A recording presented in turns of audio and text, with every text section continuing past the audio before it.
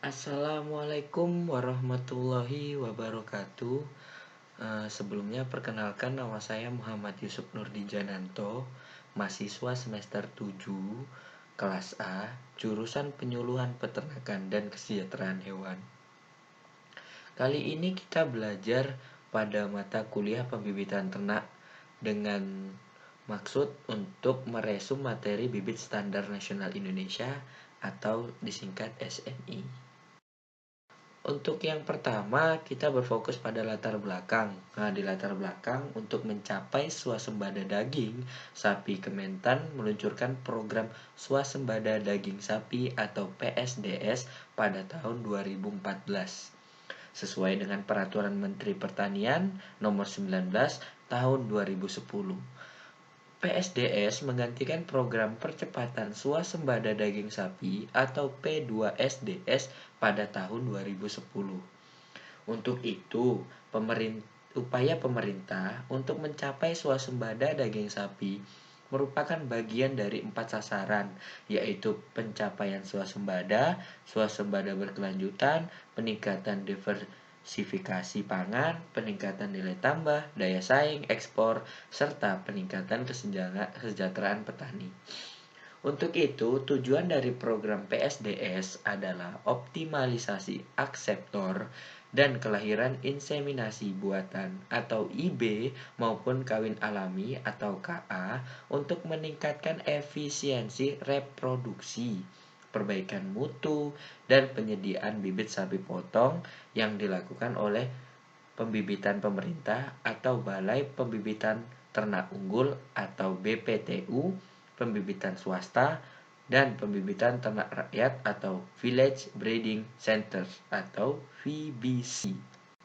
Untuk berikutnya ke kebijakan perbenihan sapi potong. Nah, itu ada dari sistem perbibitan ternak nasional diatur dalam Permentan Nomor 36 Tahun 2006 yang isinya jaminan kepada peternak agar bisa untuk mendapatkan bibit unggul secara berkelanjutan dan mengoptimalkan keterikatan dan saling ketergantungan pelaku pembibitan. Kemudian ada Permentan Nomor 36 Tahun 2006. Itu juga mengembangkan bibit ternak yang dilakukan oleh lembaga pemerintah, badan hukum, kelompok peternak, atau perorangan. Dari pedoman pembibitan sapi potong yang baik atau Good Breeding Practice diatur dalam Permentan Nomor 54 Tahun 2006, itu acuan bagi pembibit sapi potong dalam menghasilkan bibit sapi dan memenuhi persyaratan teknis minimal dan persyaratan kesehatan hewan. Untuk petunjuk teknis atau juknis, pembibitan ternak unggul dalam Peraturan Dirjen Peternakan Nomor 122/11-06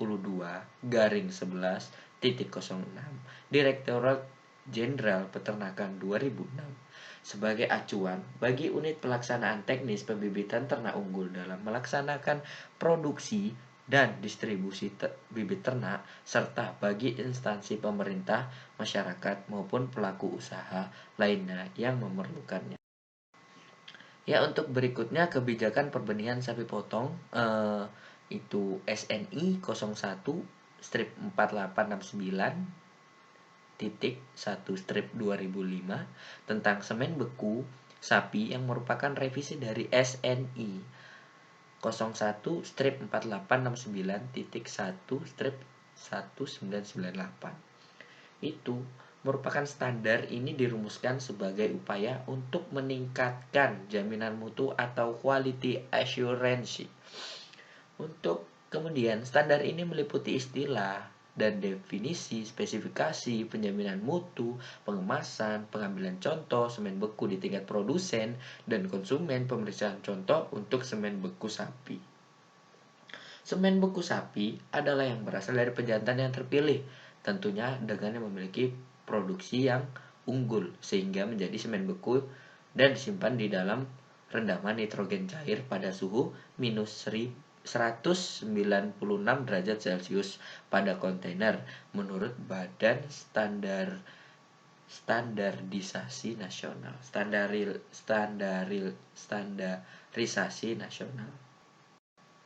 Untuk permasalahan pengembangan perbenihan sapi potong, itu yang pertama penggunaan traktor yang menggantikan sapi dalam membajak dan keberadaan IB yang bersaing dengan pembibitan rakyat. Nah, itu sering kita jumpai ya di lahan-lahan sekarang kan zamannya milenial, jadi banyak orang menggunakan traktor.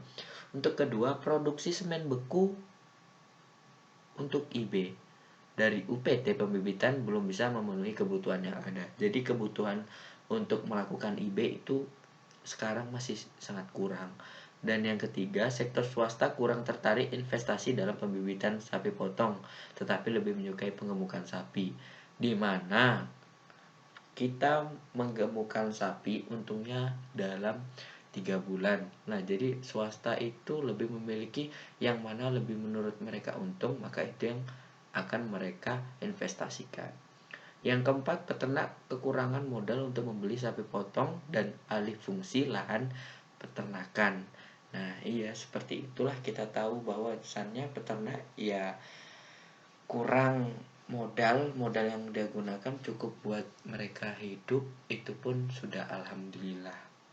Untuk program unggulan daerah, nah, pada tahun 2004 di Jawa Timur, sapi berlian, upaya peningkatan populasi sapi dengan program beranak 5 juta dalam 5 tahun. Program ini baru dirintis dan program pendukung bagi program nasional swasembada daging.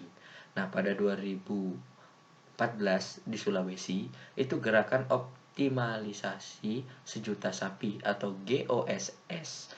Optimalisasi kelahiran melalui IB dan perkawinan alam terhadap induk sapi, penambahan induk dan penjantan unggul, operasi pengamanan lalu lintas ternak sapi, peningkatan kapasitas dan kelembagaan, pengendalian penyakit ternak, dan investasi dan permodalan. Untuk 2008-nya itu di NTB, itu ada Bumi Sejuta Sapi, BSS, program percepatan pembangunan peternakan sapi menuju populasi 1 juta ekor dalam waktu 5 tahun dan menjadi provinsi surplus sapi yang dikembangkan terintegrasi dengan sektor lainnya guna mendukung ketahanan pangan berupa protein hewan. Untuk prospek perbenihan sapi potong itu ada 4. Yang pertama, upaya tersebut dilakukan antara lain untuk mengembangkan mutu dan penyediaan bibit ternak, yang kemudian dilakukan dengan optimalisasi akseptor dan inseminasi buatan, termasuk penanganan gangguan reproduksi, kesehatan hewan, pengembangan pakan, dan infrastruktur rumah potong hewan. Yang kemudian Kementerian Pertanian bersama perbankan juga menyediakan skim kredit untuk mendorong swasta dan masyarakat mengembangkan pembibitan sapi potong melalui kredit usaha pembibitan sapi atau KUPS. Dalam jangka pendek juga, produksi daging sapi dalam negeri bisa ditingkatkan jika sapi yang dipelihara peternak ditunda pemotongannya atau tidak dipotong ketika umur sapi masih relatif muda atau bobotnya masih ditingkatkan. Untuk kesimpulannya, perbenihan sapi potong sangat diperlukan dalam mendukung PSDS 2014 untuk mendukung swasembada daging sapi dengan didukung pemerintahan pusat, terutama pengadaan semen beku untuk IB. Walaupun demikian, jumlah dan mutu semen beku yang akan digunakan untuk IB sangat menentukan pertumbuhan populasi di daerah. Secara umum, permintaan IB dari peternak sapi cukup tinggi, tapi hambatan yang utama adalah produksi semen beku belum mencukupi karena jumlah penjantan unggul di BPTU terbatas. Di samping itu juga ada keterbatasan jumlah petugas IB serta biaya IB yang dianggap peternak relatif mahal. Solusi dari permasalahan tersebut yaitu penundaan pemotongan sapi dan pelarangan pemotongan SBP dalam peningkatan produksi daging sapi, tetapi secara praktis sulit dilaksanakan. Peningkatan jumlah inseminator, penambahan sapi bibit unggul, perbaikan fasilitas balai inseminasi buatan, kecakupan pakan, dan intensifikasi lahan pengembalaan merupakan upaya yang perlu segera